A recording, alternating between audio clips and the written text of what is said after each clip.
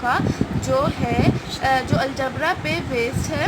और इसके अंदर हम स्टार्ट करेंगे इसकी डेफिनेशन से। तो सबसे पहले डेफिनेशन है एक्सपोनेंट की, तो हम स्टार्ट करें।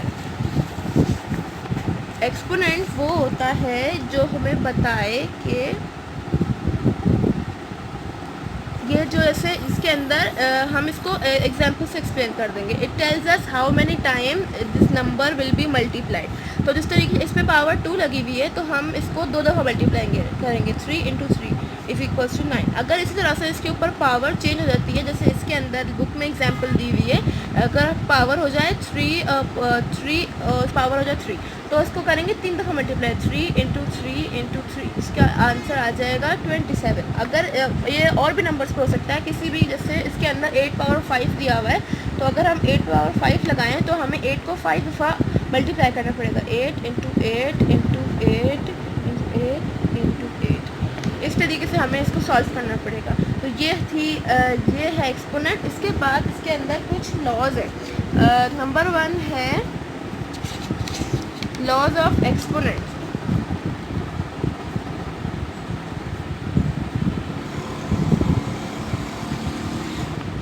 इसके अकॉर्डिंग अगर हमारे पास एक जैसी बेस है, जिस तरीके से हमें दिया हुआ हो a power 3 multiply by a power 2 और मल्टीप्लाई बाय a पावर 4, तो अगर हमारे पास बेस सेम है तो जो हमारे पास पावर्स हैं वो प्लस हो जाएंगी।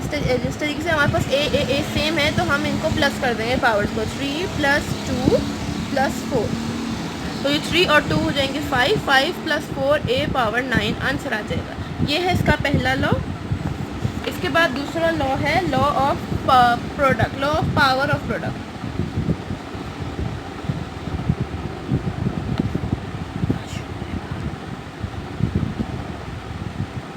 इसके अंदर इससे हमें मतलब इसके अकॉर्डिंग ये है कि अगर हमारे पास डिफरेंट बेसिस हैं और उसके ऊपर एक पूरी पावर लगी हुई है, जिस तरीके से ये है, तो ये पावर a + b, जिस तरीके से a + b है, प्लस नहीं सॉरी मल्टीप्लाई का साइन, अगर इस तरीके से है और इसके ऊपर पावर है n, तो अब ये पावर दोनों जब ब्रैकेट ओपन होगा तो ये दोनों पे डिवाइड हो जाएगी। जैसे a पावर n, इस पर मल्टीप्लाई का एक और साइन डॉट होता है, और b पावर n। तो ये हो गया सेकंड लॉ।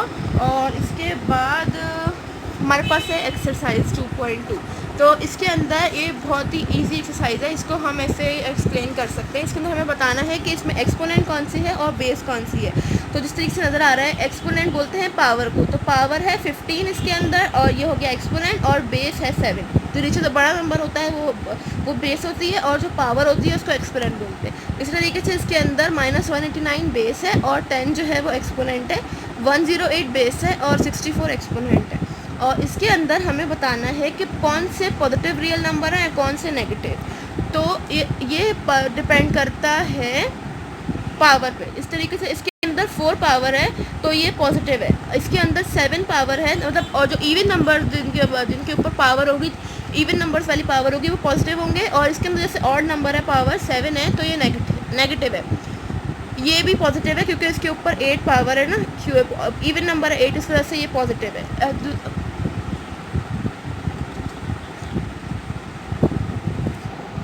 हाय फ्रेंड्स, आज हम बाकी के जो सवाल हैं 2.2 के जो सवाल बाकी के रिमेनिंग हैं उनको सॉल्व करेंगे, और अगली एक्सरसाइज 2.3 ही स्टार्ट करेंगे।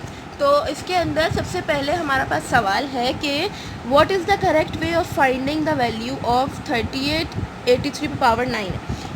जैसे इसके अंदर है we first multiply 38 with 83 and then find the 9th power of product. तो ये मेथड हो जाएगा इनकरेक्ट, क्योंकि जब हम सॉल्व करते हैं ब्रैकेट, तो जब हम इस किसी भी प्रॉब्लम को सॉल्व करते हैं तो इसके अंदर जो पहले ब्रैकेट होता है उसको सॉल्व करते हैं। तो इसलिए हम पहले 83 की 9th पावर, मतलब 83 को 9 दफ़ा मल्टीप्लाई करके उसकी वैल्यू निकालेंगे, उसके बाद उसको 38 से मल्टीप्लाई करेंगे, तब हमारे पास करेक्ट आंसर आएगा। इसलिए जो फर्स्ट इसका जो ऑप्शन दिया है वो इनकरेक्ट है, और सेकंड जो है वो करेक्ट है। अब इसके बाद है सिंप्लीफाई द फॉलोइंग लेटर्स। तो इसके अंदर हम क्या करेंगे, जैसे इसके ऊपर पावर है, जैसे इसके अंदर ना -91 पे पावर 4 है, तो अब -91 को हम 4 दफ़ा मल्टीप्लाई करेंगे, -91 इंटू -91 इंटू -91 इंटू -91। अब माइनस माइनस प्लस होता है, प्लस माइनस माइनस जब नहीं, इस तरीके से इस पर 4 पावर लगी हुई है तो 4 दफ़ा हम इसको मल्टीप्लाई करेंगे तो ये सारे जो हैं माइनस प्लस में कन्वर्ट हो जाएंगे। जब इवन पावर होती है तो माइनस के साइन जो है ना वो कैंसिल होकर फिर वो प्लस में कन्वर्ट हो जाते हैं। अगर जैसे इसके ऊपर 3 लगा हुआ होता तो ये माइनस का साइन ही रहता। अब जैसे इसके अंदर 4 दफ़ा माइनस का साइन है तो इसका आंसर आ जाएगा